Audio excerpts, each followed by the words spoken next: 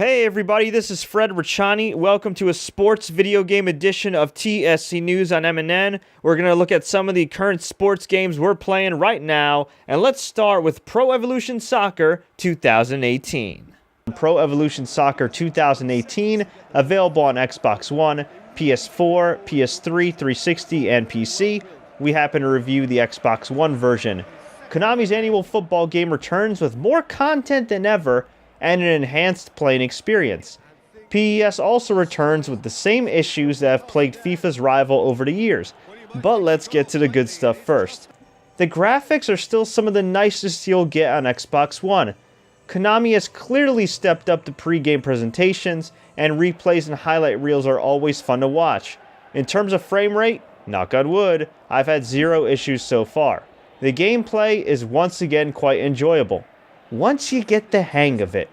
I'm by no means a hardcore soccer fan, but I do love the beauty and nuances of the real-life game.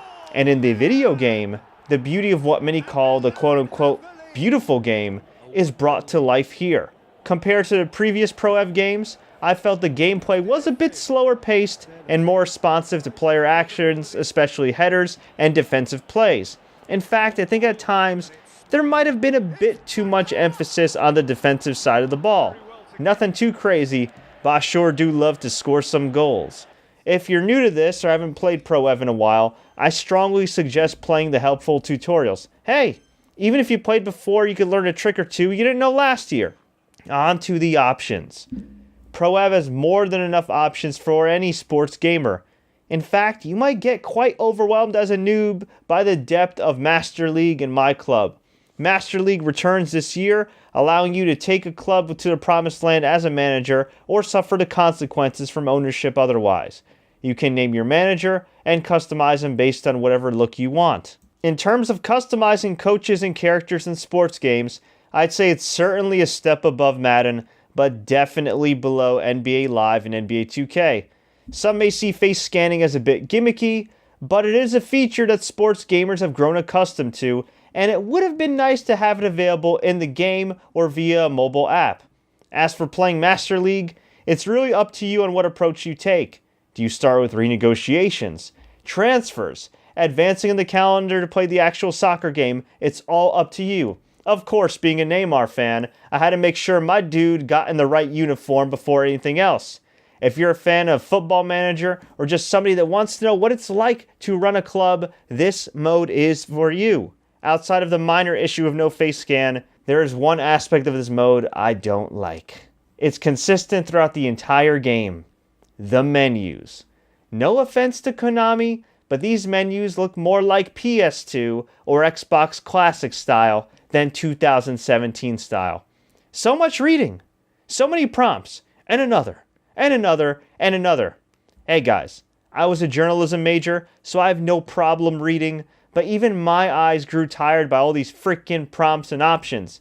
You heard me compare Pro Ev to Madden before, and I'll do it again. When you play any Madden for the first time, not only do you get prompts, but you have a friendly, helpful narrator that walks you through whatever the hell everything is. I realize mainly soccer fans play this game, but I believe it's helpful to make things as user-friendly as possible for everyone, especially new gamers. Not everyone is going to understand the intricacies of the in-depth transfer system in this year's game, or that My Club is actually pretty similar to EA Sports Ultimate Team found on their games. Now, this interface is not a deal breaker, but it can be the difference between somebody giving Pro Ev or FIFA a chance for their first-time soccer gaming experience. Since I mentioned My Club, let's move on to that. My Club allows you to put together a team that can earn points and various unlockables. Again, think of it similar to Madden Ultimate Team. You could either play versus the computer or online by forming your custom team.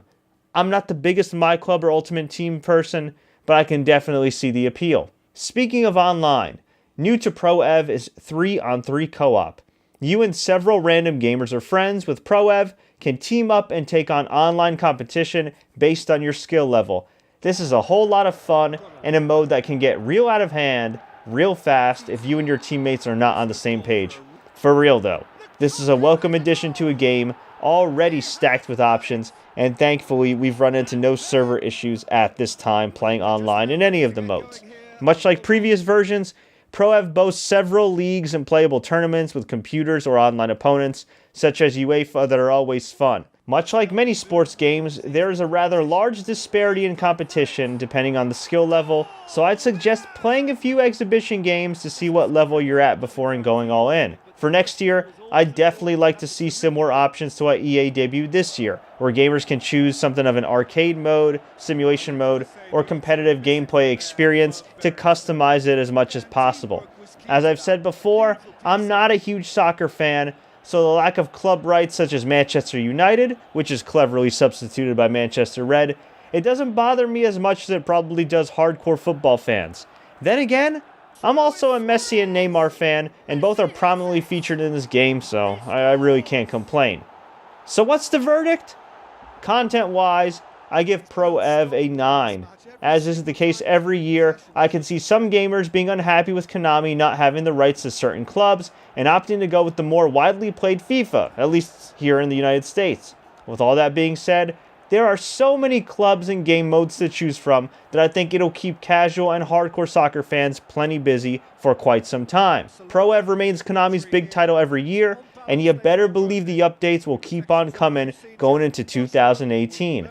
Hopefully, there will be updates to the commentary, because while it's pretty good, it sounds like they've been using the same track since 2015. Graphically, I give Pro Ev an 8.5. I wouldn't put this on the level of Forza or say Rise Son of Rome when it comes to aesthetics, but it is a very nice looking game with a tremendous sports presentation. No frame rate issues for me, but I'd like to see a more normal looking computer generated crowd next year. Gameplay, I give this a 9. Getting good at this game takes practice, more practice, and a whole lot of patience. But when you get that elusive goal or that epic save, it's a great feeling.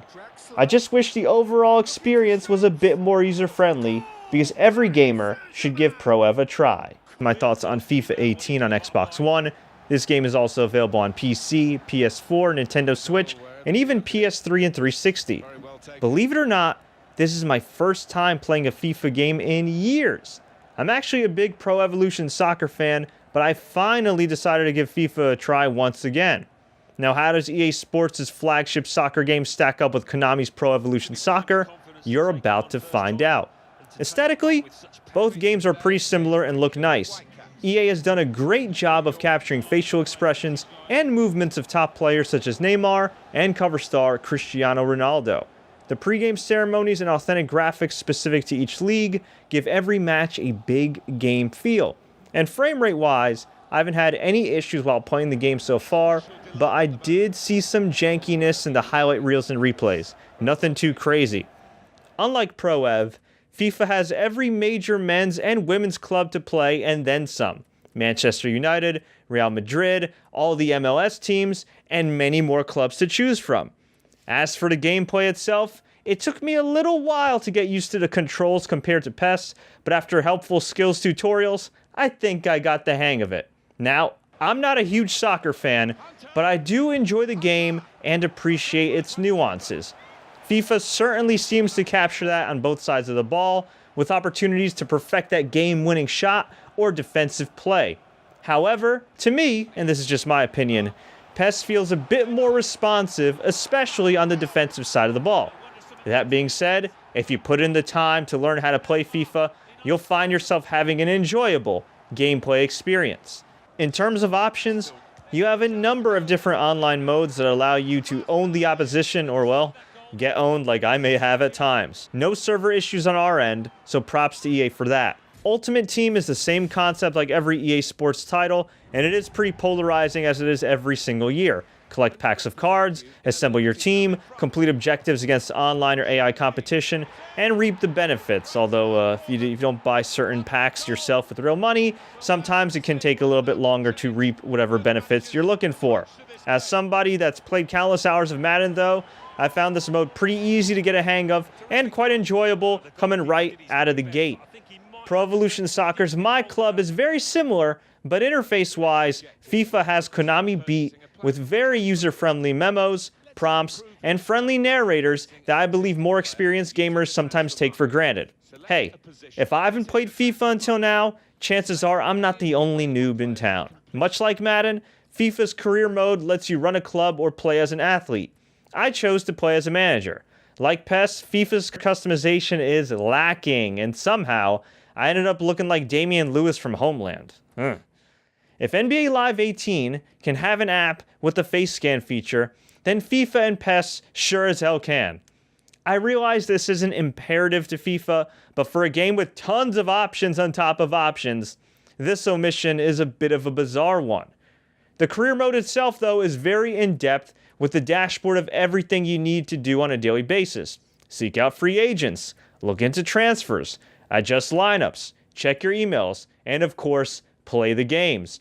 Pro Evolution Soccer's Master League is just as in-depth, but FIFA's user-friendliness sure helps, especially for casual gamers on this end. Being able to sit down with free agents in person and negotiate with them in FIFA is also a nice touch.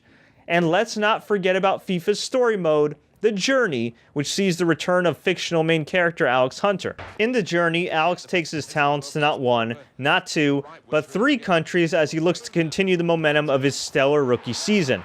You have the option at the beginning of The Journey to select Alex's club. I chose Crystal Palace in hopes of Alex securing a deal that will allow him to literally buy a Crystal Palace. Hey, a man can dream, right? Throughout the journey, you go through various obstacles, training and sharpening your skills, decisions, tough choices that affect relationships and dictate the direction of your career, and of course, the games and what you actually do on the football field. Compared to Madden's Long Shot story mode, I found the voice acting, like Long Shot, to be tremendous, and the main character to be likable and relatable. At least, that's how I chose Alex's approach, because you could choose whether you want Alex to be cool, calm, collected, angry, or somewhere in the middle. The journey does tend to drag after a while, though, but I could say the same thing for NBA 2K and Madden story mode. In fact, I could say that for almost any sports game story mode. I feel like they haven't found that happy medium yet, but over time, I think it'll only get better.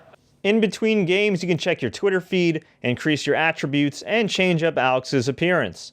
A mode like The Journey is non-existent in Pro Evolution Soccer, but I'm not sure if that's a bad thing. I thoroughly enjoyed The Journey for the most part, but I could see many gamers simply saying, you know what, that's cool, but I just want to play the actual games. But hey, you'll never hear me complain about having more content. So what's the verdict? Graphically, I give FIFA 18 an 8. Visually, it's just as nice as Pro Ev with the added touch of authentic logos and graphics. Highlight reels and celebrations are also cool looking, but I do tend to enjoy Pro Evs a bit more. Gameplay, I give FIFA an 8. It's not a hard game to get a hang of, but like Pro Ev, it's a whole nother story to get really good at it. As I mentioned before, I feel that Pro Ev is more responsive overall, especially when taking hard passes and shots to the goal and defensively. But make no mistake about it, there's nothing all that bad with FIFA's gameplay, and it won't deter you from having a good time. Unless you're a Pro Evolution Soccer fan. Content, I give FIFA a 9. Hard for me to go lower than that, folks. Clubs for days, a nice story mode, and an in-depth Ultimate Team and an in-depth career mode will keep you occupied for months. Pro Evolution Soccer boasts a similarly insane amount of content, but the lack of overall clubs and women's teams compared to FIFA could be a deal breaker for EA Sports fans thinking about making the jump. Overall, TSC Gaming gives FIFA 18 on the Xbox One an 8.3 out of 10. Yes, we gave FIFA an 8.3 compared to the 9 we gave Pro Evolution Soccer 2018. At the end of the day, though, it's all about personal preference. The gameplay of Pro Ev for me gives the edge to Konami, but then again, I'm not a huge soccer fan. So the lack of clubs compared to FIFA doesn't really bother me, especially with Messi and Neymar being in the game.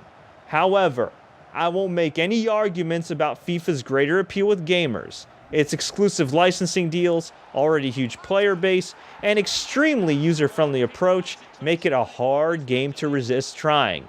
If you're still on the fence, download the demo or sign up for EA Access with the free 10-hour trial and give it a try. No matter what soccer title you personally choose, I can honestly say you won't have any regrets playing FIFA 18. My thoughts on WWE 2K18 Deluxe Edition from 2K Sports and Ukes. We reviewed this game on PlayStation 4 as we've had every single year, but this time around it is also available on the Nintendo Switch, in addition to last year's platforms Xbox One, Microsoft Windows, and of course the aforementioned PS4. And with the Deluxe Edition, you get a number of downloadable characters, including 2 versions of Kurt Angle, 2 versions of John Cena, and Dave Bautista and Rob Van Dam. You also get access to all the DLC content. You get the Accelerator, which allows you to unlock all the locked items if you want to, rather than have to progress and unlock them. Personally, I like to just unlock them at the beginning. That's what I've been doing for years. And you get a nice My Player Kickstart that allows you to have a good amount of virtual currency to not only provide attributes for your respective character in My Career mode, but it allows you to also purchase taunts and different moves and attires and whatnot. Let's start with one of the cornerstones of most 2K sports games, My Career mode. Now, the thing that is unfortunate with this is that there is no true face scan feature. On top of that, there is only one gender selection, and at the moment, that is male, which is pretty freaking lame in my humble opinion, especially with all the talk of the women's revolution. I know it's probably a lot of work for a yearly game. I get it, but man, I really would like to see that option in the future. But much like the creation suite that it's intertwined with, My Career, when it comes to customizations, is pretty damn robust, for the names, to the movesets, to the taunts. And if you want to talk about just the creation suite alone, there are so many things to create and edit and modify. Superstars, arenas, championship belts, you name it, they got it. If you go on community creations, you could also download custom-made superstars. You could download custom arenas, custom belts, a little bit of everything. But back to My Career. The good is it has a lot of customization. It allows you to kind of choose your own path, much like previous years. Do you want to be a babyface, a good guy? Do you want to be a bad guy? Or maybe you want to be like Roman Reigns and try to be the guy. The choice is yours with My Career mode. Now here's the bad, and here's where they really lost me. In the ring, not that bad. And in terms of gameplay, if you're not familiar with WWE 2K or maybe you're a little rusty, the beginning of My Career mode is a great little tutorial, a great little refresher course to get you back on track. However, these promos that you have to cut, whether it be here or in Universe mode, which we'll get to in a second, whoo, man, they are a little awkward.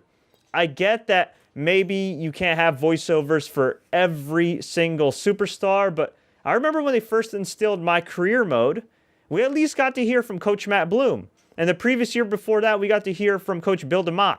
Voiceovers go a long way. It's one thing if it's just, regular text dialogue with some random superstars you run into backstage, but your main coach, the main objectives that are the same for everybody else before you make any specific choices, similar to like a Telltale game, I think there should be voiceovers. What is this, a Nintendo game? Well, technically it is a Nintendo game, but that was not always the case, and we did review this on PS4. So the promos were a chore to get through. The exercises themselves, the tutorials, were pretty easy. It is a little weird going backstage, being able to really pick your own role. It's funny because you're more or less acting like your own booker.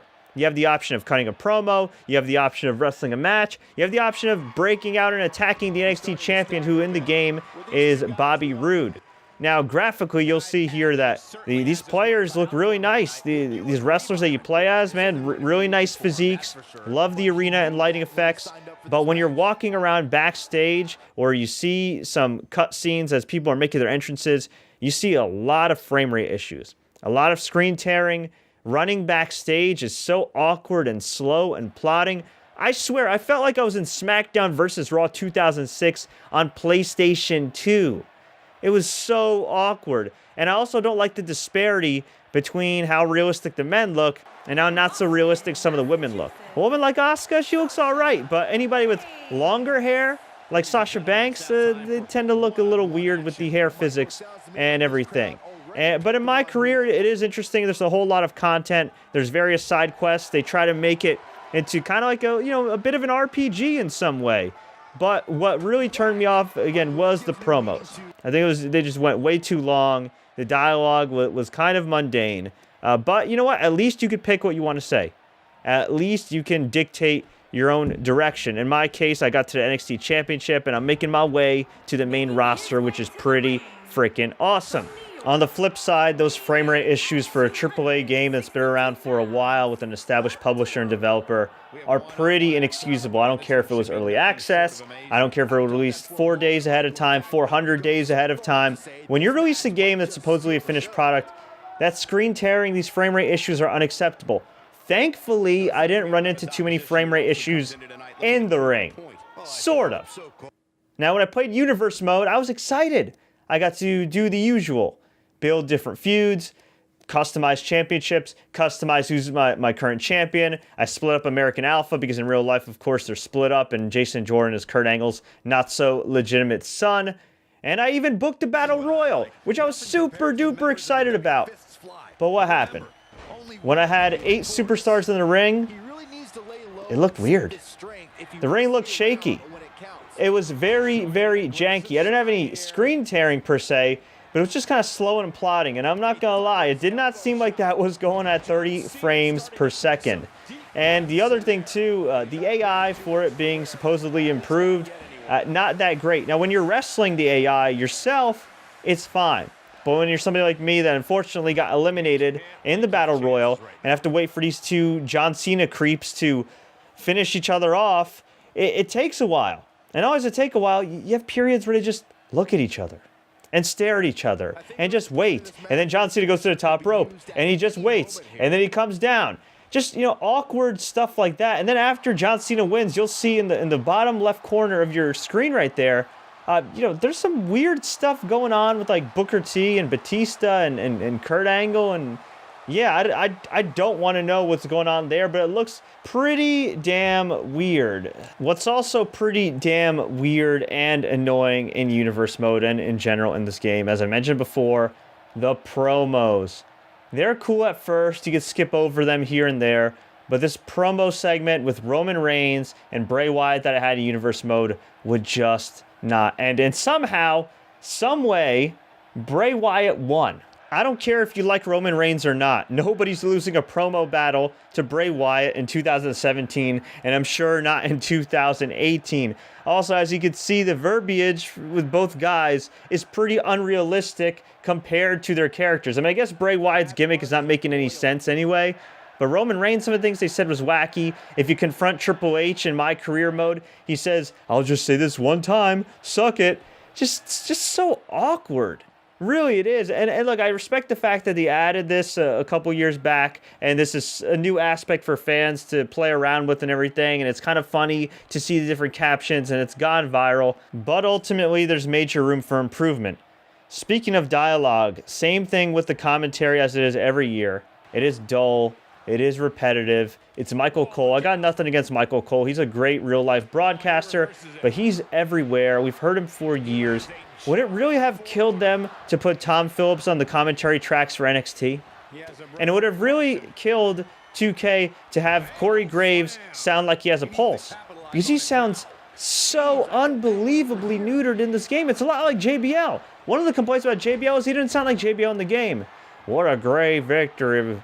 Tonight the lights are on bright. It was such a mild JBL. Say what you want about JBL, but there was such a mild JBL compared to the guy we got on TV. And I feel like that's the same thing for Corey Graves. There's no back and forth banter like there is on Monday Night Raw or on SmackDown with Byron Saxton and Graves. I mean, there's a little bit of it, but it is an unbelievably tame version. And compared to, say, EA UFC that had Mike Goldberg and Joe Rogan, who were repetitive over time, but actually sounded like human beings and they were genuinely excited to watch what they were seeing, it is a huge, stark contrast. On the bright side, the gameplay is still pretty easy to get a hang of, and now they improved the submission system, which was one of my least favorite aspects of the game.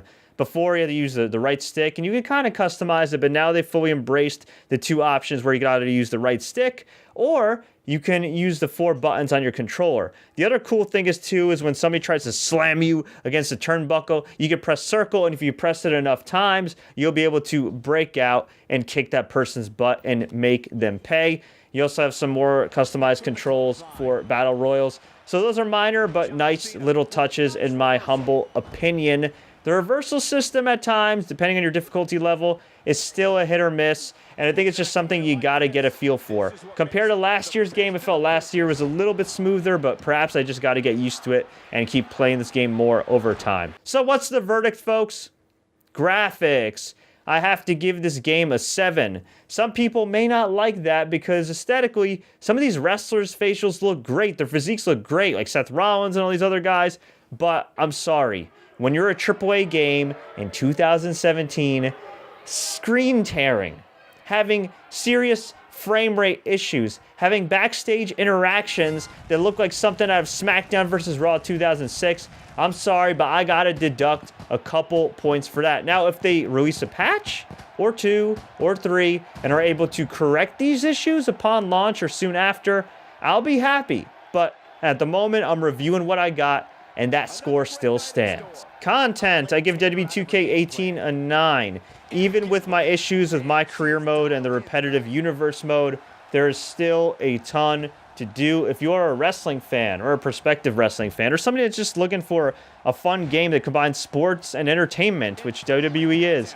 this is definitely the game for you. And even if, for whatever reason, universe mode and my career mode don't do it for you, well, you always have community creations where you could go online and download various user creations. Maybe you want to download the Young Bucks or Kenny Omega, or maybe a new WWE superstar that just debuted that wasn't able to be added to the game on time. You can do that. There's so much you could do. You can literally, in this game, create your own WWE universe. In the future, I would really appreciate them adding a 2K Showcase mode again right out of the box. Speaking of boxes, I also wasn't feeling the loot boxes, which you can open and unlock different items in the creation suite and in my career and my player. But the bright side is, unlike a lot of these other games, you can actually earn virtual currency and buy them with virtual currency. I didn't find this as abrasive as NBA 2K or the Star Wars Battlefront 2 beta from what I've seen so far.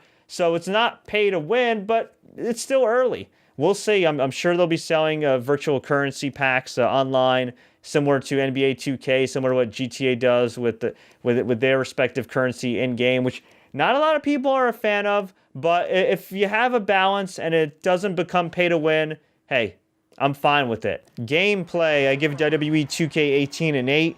This is a fun game to play once you get the hang of it, but there are still issues when it comes to multiple superstars in the ring. And until they fix that, until they correct some of the awkwardness with the AI, I think an 8 is where this game should be at when it comes to gameplay. Overall, TSC Gaming gives WWE 2K18 on PS4 an 8 out of 10. I said he certainly seems more focused than perhaps I've ever seen him. He's got one tall task ahead of him here, that's for sure.